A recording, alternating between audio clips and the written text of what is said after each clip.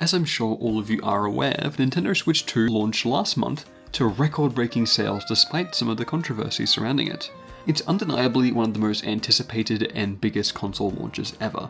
I was one of the people who was able to get one on launch day, but I've kind of been using my Switch 2 wrong, because while yes, this new system is quite powerful, especially compared to the Switch 1 being capable of outputting 4K video and all that, and yes, while that is all well and good, it does come at quite a steeper price. $450 or closer to $780 here in Australia, which is just insane. But regardless, I still bought one, and using all this power and storage and next-gen technology, what have I used it for? What games have I played? Maybe the expansive Cyberpunk 2077, the intense Street Fighter 6. Have I finally delved into the weird world of Yakuza 0, or even played the new Donkey Kong game that people have been raving about? Not quite. You see, based on what I've been playing this past month, it would look like I got the Switch 2 to play puzzle games like Picross, and NES games, and my Wii U. That's not even the Switch 2. Trust me, I can explain. Nintendo Switch has without a doubt become my favorite console ever. Growing up in the early 2000s, I started gaming with the DS and Wii generation. Those were my first consoles. But I got into games a bit late. I remember going to my friends' house to play their PS1s and N64s. But after first getting my DS in Christmas of 2008, I've been a consistent Nintendo fan since. I got heavy into Pokemon, played a bunch of Super Mario Galaxy 2, got a 3DS during its launch year when it genuinely sucked, and I even survived and persisted through the Wii U era when Nintendo was at a low point. So I've done my time. Don't judge me for just buying the Switch 2 on a whim early. I've been there in the mines. But despite all of that and the nostalgic memories I have with all those consoles, the Nintendo Switch is still my favorite. Nothing can quite compare to the sheer scale of its library of games and the quality of the first-party output. All the games I grew up with were shovelware or had a lot of gimmicks, but the Switch just has solid, fun, and good games. It's a console that properly got me into gaming, especially in these last few years. I went from simply being a fan of Nintendo who liked to collect stuff, to someone who plays a whole bunch of genres from different developers, and I actually complete games now. If it wasn't Pokemon as a kid, then I wasn't beating it. So naturally, like many others, I was really excited for the Switch 2. I spent a lot of last year looking at forums and following rumors about the Switch 2, having my own little personal hopes and wish list for it. And when it was finally revealed, or rather leaked, I was pretty happy.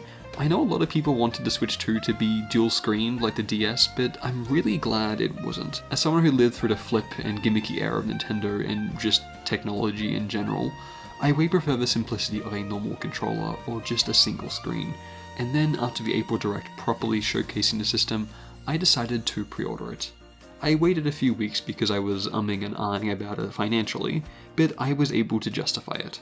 You see, for my IRL job I work in a tech retail store, and we've recently expanded into video games with the Switch, so I was able to use my staff discount as well as my bonus from the previous year, which I saved up since it was just an in-store gift card, and pre-ordered the Switch 2. In the end, I got the Mario Kart bundle for about $300 or close to $200 American dollars, essentially half the price. This is my first time ever getting a console on launch day, and I couldn't be more excited. For all of the previous generations, I was either too young, or didn't have a job or enough money, or just didn't know when it was launching to even get it then. I remember painstakingly having to wait 6 months after the Switch 1 launch to get it for my birthday of 2017. So I was really excited. I counted down the days, took the day off after launch as a paid leave so I could have a long weekend to enjoy the new system. It was exciting getting in-store signage for the Switch 2, and then finally on launch day, after working my shift, I went out the back and got my own system in my hands that was put aside. I also decided to stop by the nearest game store near my work. Not to pick up anything, just to see what the atmosphere was like, and it was really fun. People lining up excitedly talking about the console, taking a look at the new games and accessories in person. It really felt like a holiday, and it wasn't something I'd ever experienced before. I've never done a midnight launch for anything since this was my first launch in general, but I can understand now why people always consistently do it. It was the beginning of a new era, and I'm happy that I was there for it and able to be a part of it. So fast forward a bit, and now I've had the console for a month. It's gone by fast. I did the system transfer from the Switch 1 and was finally able to play some games. Well, aside from just looking at the library, which is one of my favorite things to do on the Switch, what I found myself playing most wasn't even a Switch 2 game though. It was Picross. In case you don't know, Picross is this game here. It's a puzzle game where you have to fill in a grid based on the information and numbers you're given on either side of it to make a picture. And I always get thoroughly addicted to these games every couple of months. Something about it is just really good at chilling me out, and it's kind of become my consistent wind-down game. So while being really busy with my job, videos, personal work, and portfolio work, I've mainly been playing Picross in handheld mode on my Switch 2. Most notably, Hatsune Miku Logic Paint S and Picross S3, which is kind of like the main Picross series. Both bangers of games, by the way. If you're a real gamer, you know that Picross is where it's at. But of course, I can't forget the Nintendo games. So I've been playing a lot of games on Nintendo Switch Online. Oh, like the new GameCube ones, right? No, the NES and Game Boy ones. I don't know why, but I feel the need to work my way through all of these Nintendo classics in release order, and I have a spreadsheet made up going through them. So recently, I've been playing the original Legend of Zelda, Metroid, and Super Mario Bros. 2, Super Mario Land, and Kirby's Dream Land on the Game Boy. They've been fun, a bit old and dated, but fun. And also for some reason, I've been playing my Wii U. Since moving out from home 5 years ago, I've barely touched my Wii U, but I plan to be moving at the end of this year, and I won't be bringing my Wii U or its games with me. So I suddenly realized that I now have a deadline on all these games I've been procrastinating on playing for about 15 years. So my main goal is to work my way through the Pikmin and Mario Galaxy games, since I have all the Wii U and Wii U games for them. Pikmin especially always stressed me out as a kid, because of the timer. But I found as an adult it's not really a big issue, and you have surplus of time. I still suck at the game though, never been good with pointer controls, and real-time strategy isn't really a genre I've delved into much. All of that being said though, from the actual Switch 2 games that I have played, they've been really good. I've dabbled a tiny bit in the GameCube app. F-Zero GX is brutally hard, but still really fun, especially the cutscenes, and Wind Waker is my favourite Zelda game, so it's nice to return to it. But most notably, of course, is Mario Kart World. The atmosphere and the feeling of playing this game is just magical, especially having it being the launch game and first new game for this era. I mean, you go from all this stuff to suddenly this. It's crazy. There's so much love and detail poured into this world with the track design, the cars, the characters, and how they move.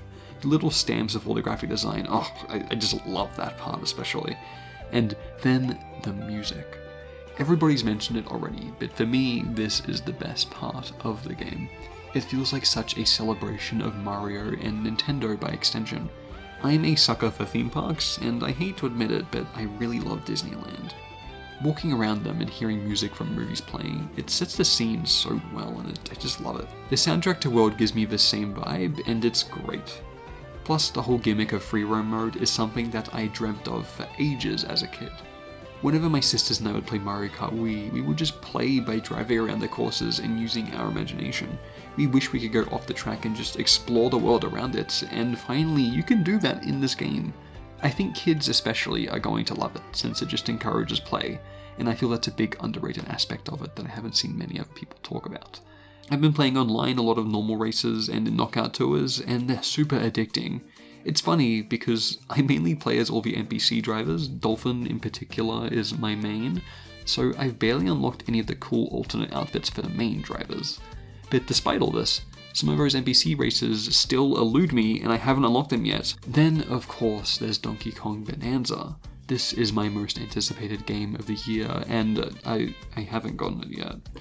For these next few months or so, I'm super busy and really trying to save money. So I was super tempted to get it, but I decided to hold off, and I'll probably get it around my birthday as a reward for finishing a bunch of the projects I've currently got in the works. But if what I've seen of it is anything to go off of, it looks like it will surpass Mario Kart World for me. So why did I get the Switch 2 if I haven't been using it for Switch 2 things? Well, a lot of it is to do with that big move I mentioned earlier. I'll talk about it later in the year, but with my job that I currently have and the conditions that led me to buying it, launch time was probably the best and cheapest time I'll ever be able to get a Switch 2. I mean, just based on the other things going on in the world, who knows if I would have ever gotten the chance to get it for cheaper in the future. I saved a lot of money in getting it when I did, and finally being able to be there for launch day of a console just made the experience worthwhile and enjoyable for me. So in addition to getting it cheaper and easier now, I was able to justify it that way. But aside from everything I mentioned here, playing it with my friends and my roommates has been some of the best parts about it. Talking about it with others has been super fun, and overall just made the Switch 2 really rewarding for me. So I don't think I regret getting my Switch 2 at all. Even if I'm not using it a ton right now to play the biggest games, I know that I will be eventually. I still have a huge backlog of Switch 1 games, and they all run better on this new console, so if anything, I'm sure the Switch 2 will become my new favourite console before I even know it. Thank you for watching this video. If you've gotten a Switch 2, let me know how you're enjoying it. I will say I've been having a lot of fun with it, just trying out different games and everything. And if you did enjoy this video, please leave a like and comment and subscribe to see some more. I might make some more game videos in the future, just kind of like updates every 3 months or so, on like updates every now and then on what my progress is like and everything like that. But yeah, thank you for watching once again, and I'll see you all on the next one. Goodbye!